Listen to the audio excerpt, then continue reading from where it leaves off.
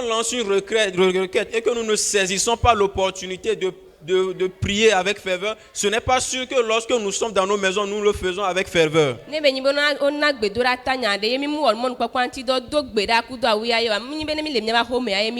Si nous sommes dans la maison de Dieu, nous ne pouvons pas manifester la joie, nous ne pouvons pas manifester le privilège de louer ce grand Dieu. Ce n'est pas sûr que lorsque nous sommes seuls, nous le faisons.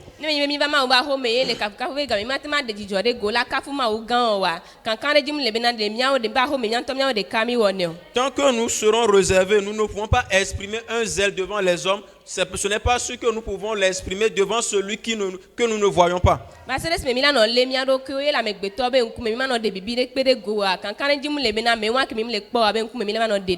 C'est pourquoi la Bible dit que celui qui est fidèle dans les petites choses l'est aussi dans les grandes. Et celui qui est injuste dans les petites choses l'est aussi dans les grandes. Il n'y a pas un Dieu pour les petites choses et il n'y a pas un autre Dieu pour les grandes choses. Il n'y a pas un Dieu qui nous localise lorsque nous sommes dans l'église et un autre Dieu qui nous localise lorsque nous sommes dans nos maisons.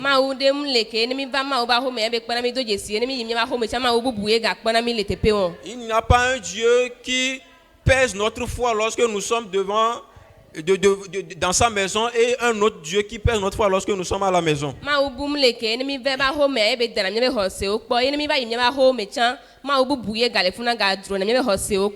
un mot, si nous avons la foi, nous le manifestons d'abord dans l'église. C'est notre fidélité dans l'église qui va attester ou bien qui va témoigner de ce que nous sommes en dehors de l'église. La plupart des vices que nous avons, c'est dans l'église que nous les tuons, que nous les abandonnons. Parce que si nous ne pouvons pas afficher notre foi devant tous les hommes, comment le pouvons-nous lorsque personne ne nous voit?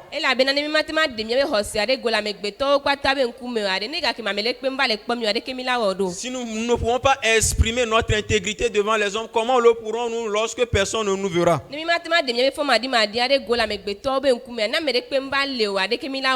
Et aujourd'hui, beaucoup de chrétiens n'ont plus de vie de prière parce qu'ils ont négligé les prières qui se font dans l'église.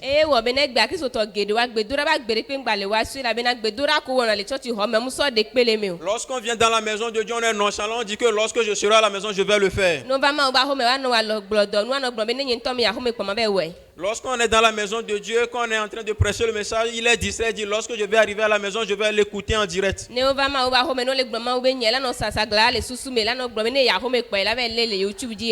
Celui qui est fidèle dans les petites choses le sera aussi dans les grandes.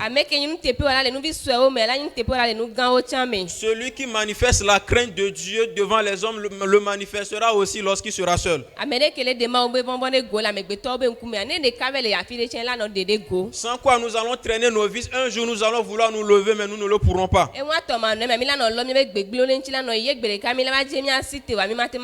Parce que la vie chrétienne est une vie qui nous jette dans l'exercice de tous les jours. La vie chrétienne nous appelle à entraîner notre foi au jour le jour. La vie chrétienne réclame de nous que nous pratiquions notre foi dans les moindres choses comme dans les grandes.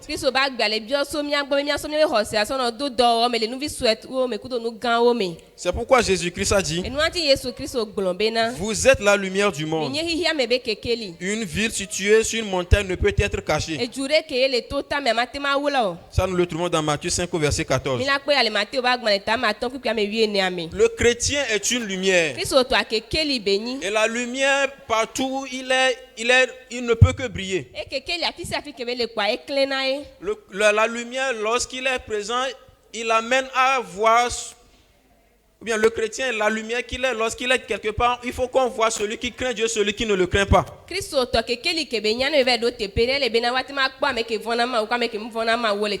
le chrétien quelque part, il faut qu'on sache véritablement distinguer ce qui est vrai du faux.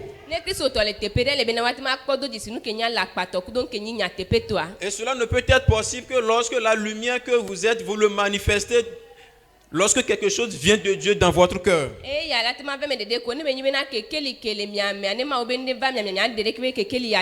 Le chrétien est comparé à une ville qui est située sur la montagne.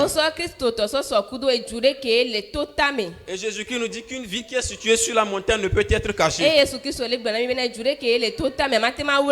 Pourquoi réservons-nous nos efforts lorsqu'il en vient manifester notre vie chrétienne?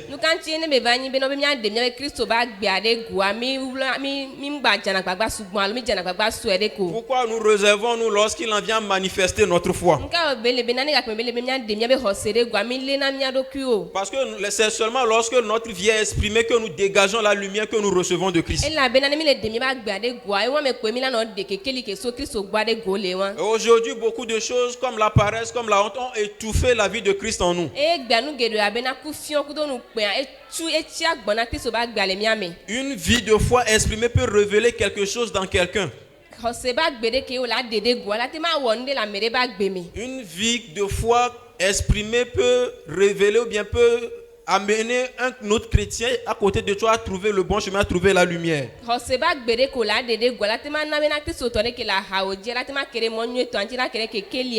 Mais si lorsque nous refusons d'exprimer cette vie,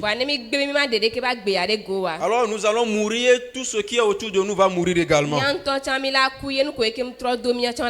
C'est à nous de nous efforcer pour briser toutes les barrières en fait d'entrer dans ce que Dieu veut de nous.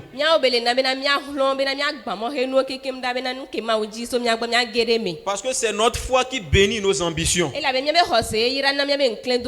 avons beaucoup de choses en nous, mais nous n'avons pas la foi pour arriver à les enfanter. Parce que d'un côté, nous regardons à ce que les autres vont dire. Nous commençons par avoir honte pour dire que si je fais ça maintenant, je vais trébucher, les gens vont se moquer de moi. Ce que Dieu met en nous veut que nous l'exprimions. Ce que Dieu dépose sur notre cœur veut qu'il soit manifesté. Sinon nous serons semblables, nous serons comparables à ce serviteur infidèle qui est allé cacher le talent qu'il a reçu de son maître. Lorsque la chose vient de Dieu pour nous, c'est à nous de manifester la foi pour sauter sur les opportunités. Ce n'est pas que nous recevons quelque chose de Dieu forcément que le chemin est déjà tout tracé. La foi parle de créer un chemin là où il n'y en a pas. Et si nous essayons que ça ne marche pas, nous devons tout faire pour oser. Il y a toujours un chemin, il y a toujours un potentiel en nous qui doit trouver le chemin pour être libéré. Nous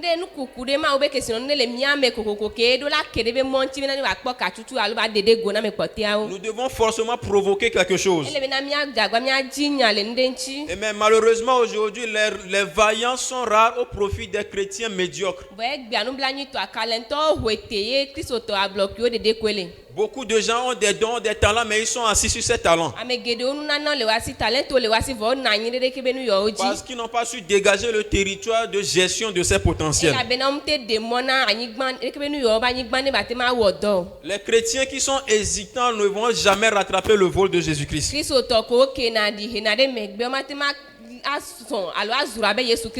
Les chrétiens qui ont peur d'être candidatants ne vont jamais faire la volonté de Dieu. Les chrétiens qui ont peur d'être abandonnés ne vont jamais faire la volonté parfaite du cœur de Dieu. Parce que ceux qui sont à l'œuvre de la conquête du cœur de Dieu finissent toujours seuls.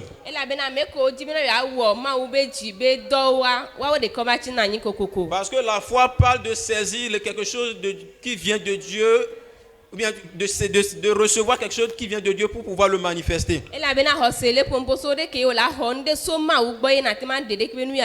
Alors il faut que Dieu s'arrange pour te débarrasser de tous les hommes sur qui tu peux compter. Si nous regardons bien avec les yeux de la sagesse, nous allons nous rendre compte que personne ne nous a jamais fait du mal. Tout ce que nous avons vécu comme étant la méchanceté des hommes n'est venu que pour nous concourir à notre bien.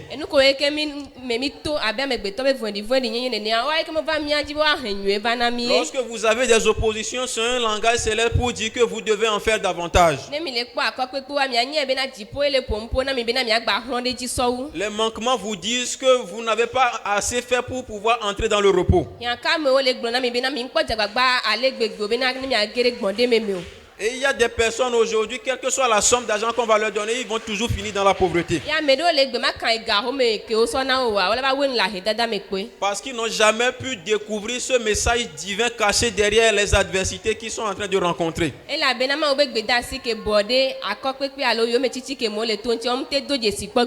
C'est à nous de dégager le territoire de notre cœur afin de recevoir pleinement ce qui vient de Dieu.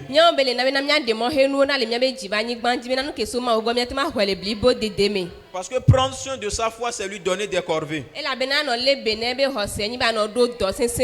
problèmes viennent sur nous afin de nous aider à retrouver le chemin.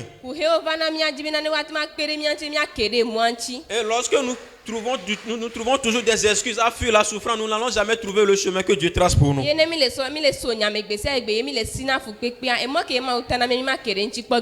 Lorsque Jésus-Christ est venu et que la souffrance, la mort de la croix s'est présentée à lui, il ne s'est pas dérobé, il s'est montré à la souffrance. Et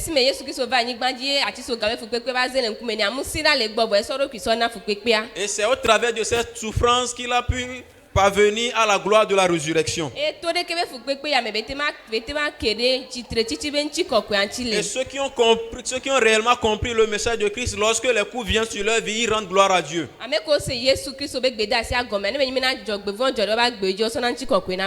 Lorsque les coups viennent dans leur vie, ils se réjouissent parce que Dieu est en train de se préparer pour les promouvoir. Il y a des gens qui ne vont jamais réussir si Dieu n'amène pas un problème pour les détacher de cette personne à qui ils sont fortement attachés.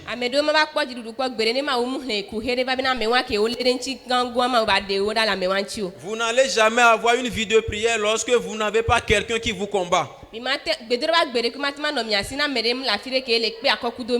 Et la plupart d'entre nous, c'est lorsque nous étions en face de l'adversité que nous avons développé la vie de jeûne. C'est lorsque nous avons fait un mauvais rêve que nous avons sursauté pour commencer par prier en langue. Nous devons avoir des persécutions, des gens qui nous combattent, des gens qui nous persécutent. C'est par là que notre vie de prière ne mourra jamais. Un mari méchant peut être le motif qui te donnera la promotion à ta vie de prière.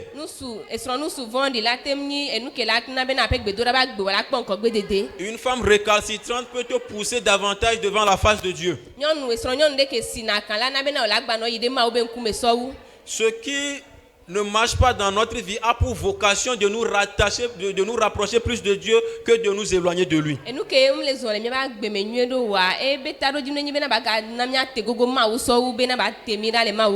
Que le Seigneur nous fasse grâce ce matin afin que nous comprenions ces vérités. Parce que la vie à laquelle Jésus nous appelle, c'est une vie dans laquelle nous triomphons par les persécutions. Et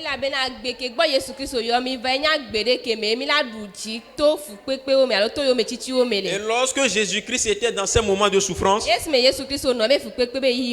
que les gens étaient en train de se lamenter au sujet de lui, et il a déclaré: Fille de Jérusalem, ne pleurez pas sur moi, mais pleurez sur vous et sur vos enfants. Et très tôt, il nous a dit que nous aurons des tribulations dans le monde. Mais nous devons prendre courage parce qu'il a vaincu le monde pour nous. Nous devons prendre courage pour non pas fuir l'adversité, pour non pas fuir la tribulation, mais pour affronter la tribulation.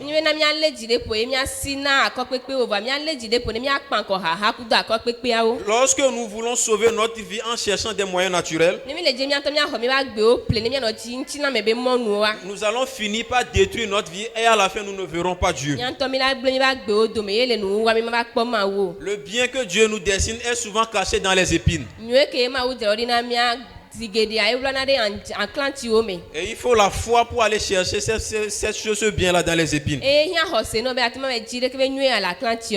y a beaucoup de choses que le diable amène devant nous, mais Dieu nous a toujours dit ici que si le diable savait que par ces choses nous entrions dans la gloire, il n'allait jamais essayer.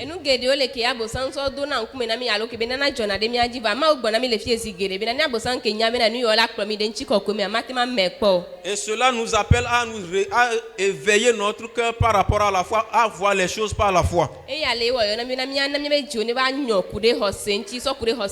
Pour que lorsqu'une maladie vient, nous devons nous poser la question d'abord, quel est le message de Dieu, quel est le langage de la foi qui se cache derrière cette maladie. Ce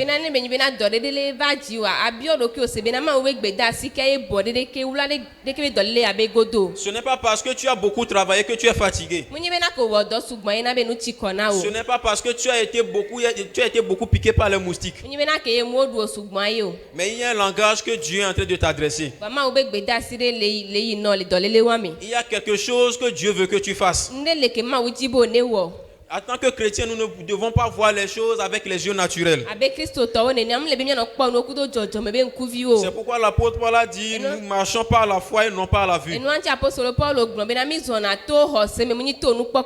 2 Corinthiens 5, verset 7. Notre façon de voir les choses doit être différente de la façon de voir des croyants, des non-croyants. Lorsqu'on est venu annoncer la mort de Lazare à Jésus, Jésus-Christ a dit non, il dort. Lorsque tu es devant l'adversité, ne vois pas seulement l'adversité, mais vois la promotion que Dieu est en train de te réserver.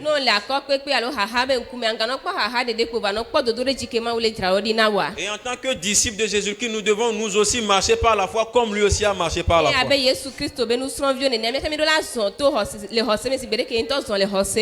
Lorsqu'il parlait de sa passion, Pierre a dit, Seigneur, tu n'iras pas à la croix.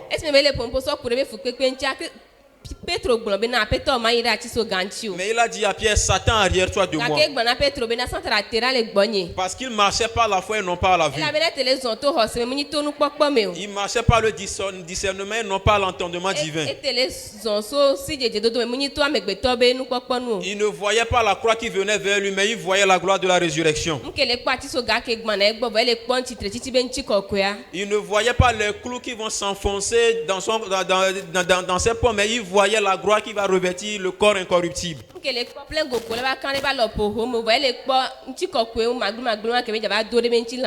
Malheureusement, le bien selon Dieu n'a jamais été accepté par les hommes. Parce que nous ne voulons pas accepter le chemin que Dieu nous trace. Parce que nous avons pris par le chemin de la vue et non pas le chemin de la foi. Parce que nous jugeons les choses à travers ce que nous voyons et non à travers ce que nous croyons. Et c'est ce qui fait que nous passons toute notre vie chrétienne à tourner en rond. Lorsque Jésus-Christ est ressuscité, que les femmes sont allées le chercher, l'ange a posé la question à ces femmes. Pourquoi cherchez-vous celui qui est vivant parmi les morts? Pourquoi aujourd'hui cherchons-nous le bien de Dieu sur le chemin de la vue, sur le chemin de l'entendement humain?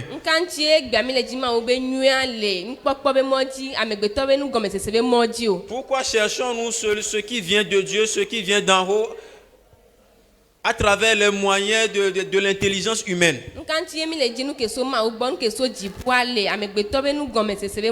Si nous voulons qu'il y ait un changement, nous devons changer notre manière de voir les choses. Nous devons changer notre façon d'approcher les choses de Dieu. Nous devons demander au Saint-Esprit de nous donner le discernement. Nous devons demander au Saint-Esprit de nous accorder la capacité de voir par la foi et non par la vue.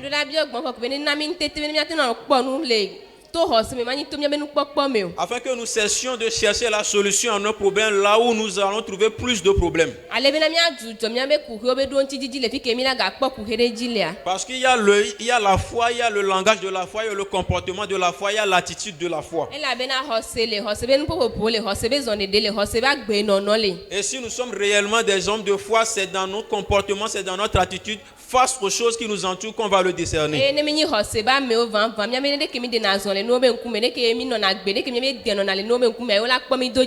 Si nous sommes des gens réellement de foi, le problème que nous avons jusque dans nos maisons, nous n'allons pas traîner cette mine-là jusque dans l'église.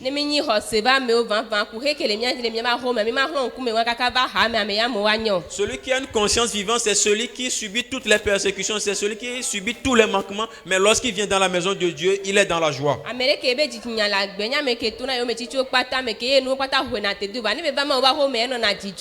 Celui qui a une conscience vivante, c'est celui qui ne cherche pas la consolation des hommes.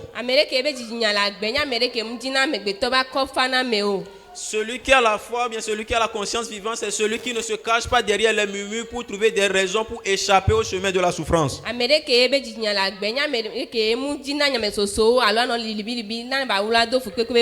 Dieu nous appelle à une vie de foi. Parce que sans la foi, nous ne pouvons lui être agréables. C'est avec la foi que nous pouvons lui faire confiance.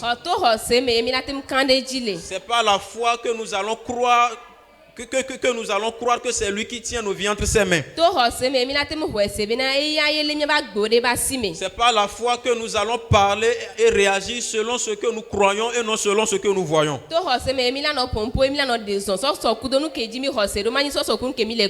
Et c'est seulement ce faisant que nous entrerons dans l'héritage de notre foi. C'est seulement ce faisant que nous cueillerons les fruits que notre foi a générés.